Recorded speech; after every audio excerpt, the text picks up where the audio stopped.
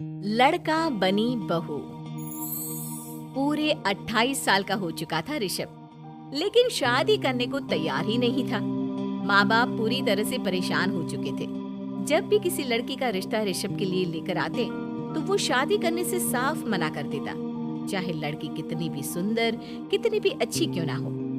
ऋषभ के माँ बाप को इसकी वजह समझ में नहीं आ रही थी। अरे ऋषभ बेटा, अच्छी खासी नौकरी लग गई है, दिखता भी इतना अच्छा है, आखिर बात क्या है, तुझे शादी क्यों नहीं करनी? देख, तू हमारा इकलौता बेटा है, अगर तू शादी नहीं करेगा तो कैसे काम चलेगा। लेकिन मैं शादी करना ही नहीं चाहता, मुझे कोई लड़की पसंद नहीं आती।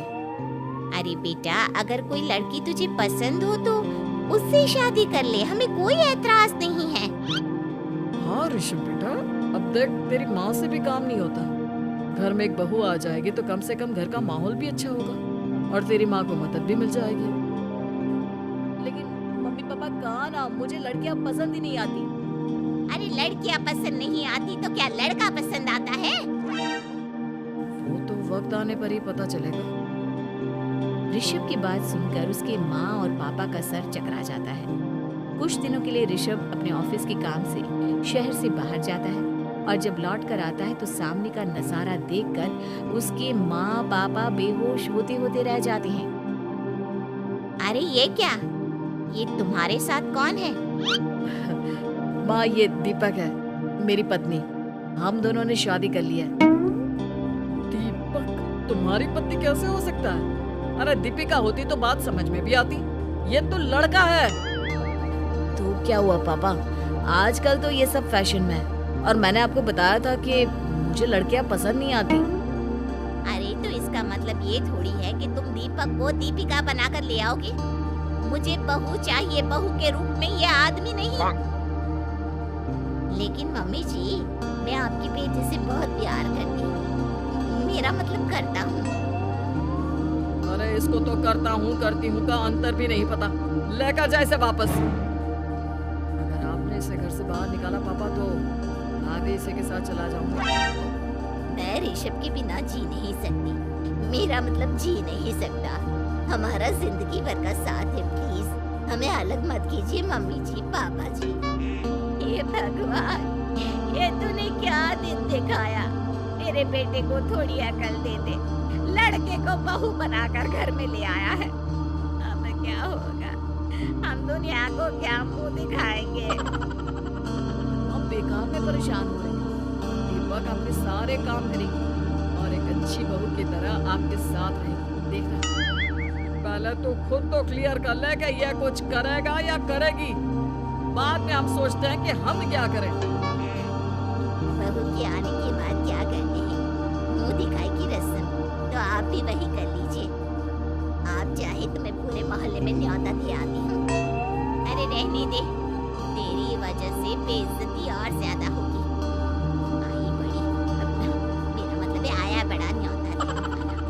अगले दिन सुबह के बाद दीपक बड़ी नजाकत से चलता हुआ सबके लिए चाय बनाकर सुबह सुबह बालकनी में आ जाता है। प्रणाम मम्मी जी, प्रणाम पापा जी। ये देखिए, चाय बिल्कुल आपकी पसंद की है। मुझे ऋषभ ने सब कुछ बता दिया था कि आपको क्या क्या पसंद है। ये सब क्या हो रहा है? ये क्या नौटंकी है? नौटंकी कहाँ है?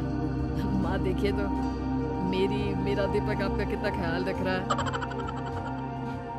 लाओ, अब जो भी है, जैसे भी है, चाय पियेंगे ही सही। थोड़ी देर के बाद, वैसे दीपक, चाय तो तुमने बहुत अच्छी बनाई है, चलो कुछ तो अच्छा हुआ।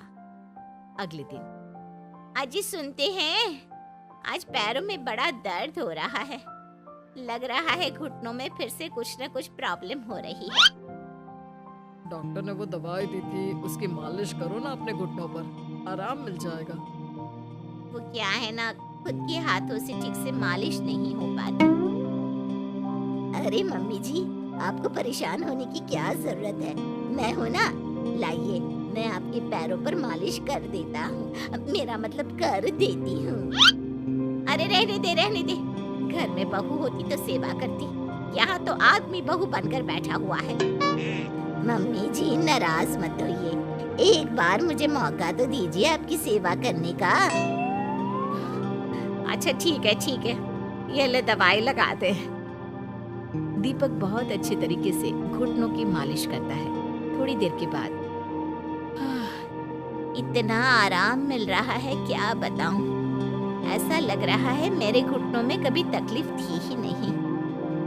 लगता है तुम्हारी लड़का बनी हुई बहू तुम्हें पसंद आने लगी है। ऐसा कुछ भी नहीं है, वो तो बस इतने अच्छे से मालिश की इसलिए मैंने इसकी तारीफ कर दी। मम्मी जी पापा जी आपस में लड़ाई नहीं करते। अच्छा आप ये बताइए शाम के खाने में क्या खाएंगे? पनीर दाल मखनी पुलाव कुछ भी स्पेशल बता दीजिए। अरे भाई ये सारी चीजें मुझे तो खाने में बहुत ही पसंद है। तुम क्या कोई औरत हो जो पनीर दाल मखनी बनाओगी? हाँ, अरे लड़का हो तो लड़के की तरह बिहेव किया करो ना। भले ही मैं लड़का हूँ तो क्या हुआ, अब तो मैं ऋषभ की पत्नी और आपके घर की बहू हूँ, तो मुझे उसी तरह से रहना पड़ेगा ना। अच्छा ठीक है, जो तुम्हें पसंद है बना लो। आदमी रसोई में खाना बनाते हुए कैसे लगते हैं, जरा मैं भी तो देखूं। शाम को दीपक सबके लिए अच्छा सा खाना बनाकर डाइनिंग टेबल पर लगा देता है। ऋषभ ऑफिस से जब लौट कर आता है, सब लोग खाना खाने के लिए बैठ जाते हैं। अरे वाह, क्या गजब का पनीर और दाल मखनी बनाई है। ऐसा जायका तो होटल के खाने में भी नहीं आता। दीपक कितना अच्छा खाना बनाती हो, मेरा मतलब बनाते हो। तुम्हारी इसी अदा की वजह से तो मुझे तुमसे प्यार हो गया। अरे बहुत हो गया, आदमी होकर आदमी से प्यार करते हो। अरे लेकिन कुछ भी कहो, जरा खाना खा कर तो देखो ऋषभ की माँ, मजा आ जाएगा। हाँ वैसे बात तो आपकी सही है, खाना तो वाकई में लाजवाब है।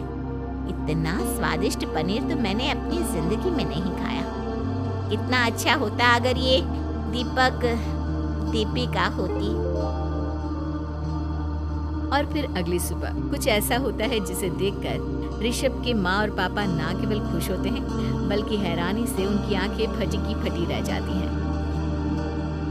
उन्होंने जो नजारा अपनी आंखों के सामने देखा उसे देखकर उन्हें अपने आप पर भरोसा नहीं हुआ। सुबह का वक्त था, सब लोग बालकनी में बैठकर सुबह की चाय का इंतजार कर रहे थे। तभी रसोई में से एक बहुत ही खूबसूरत लड़की जिसके लंबे लंबे बाल थे और जिसने साड़ी पहनी हुई थी, हाथ में चाय की ट्रे लेकर वहाँ आती है। अरे ये कौन है? रातों रात हमारा लड़का लड़की बहू बन गया क्या? मुझे लगता है कोई सपना देख रहा है। इतनी सुंदर बहू तो हमने सपने में भी नहीं देखी। देखा माँ, जादू हो गया जादू। अरे लेकिन ये है कौन? तुम्हारा वो आदमी वाला पत्नी कहाँ चला गया? आपने मुझे पहचाना नहीं? मैं दीपक नहीं दीपिका हूँ। इतने दिन से लड़के के कपड़े पहनकर आपके घर में आपकी बहू बनी हुई थी। माँ ये दीपक नहीं, दरअसल ये दीपिका थी, लेकिन इसे लड़कों की तरह रहने का शौक था और इसे लड़की की तरह रहना मंजूर नहीं था, इसलिए मैं इसे लड़के के रूप में आपकी बहू बनाकर यहाँ ले आया। तो फिर अचानक ये उसका हृदय परिवर्तन और रूप परिवर्तन कैसे हो गया? वो क्या है ना, मुझे बाद में एहसास हुआ कि आप लोग इस बात को लेकर बहुत दुखी हैं कि आपकी बेटी ने एक लड़की के साथ शादी की है, इसलिए मैं अपने असली रूप में वापस आ गई। हमने कोई पुण्य कर्म किए होंगे जो तुम्हारे जैसा, मेरा मतलब तुम्हारे जैसी बहू मिली, इतनी खूबसूरत और इतना ख्याल रखने वाली। भला हो भगवान का कि हमें लड़की बहू मिली है, लड़का बहू नहीं।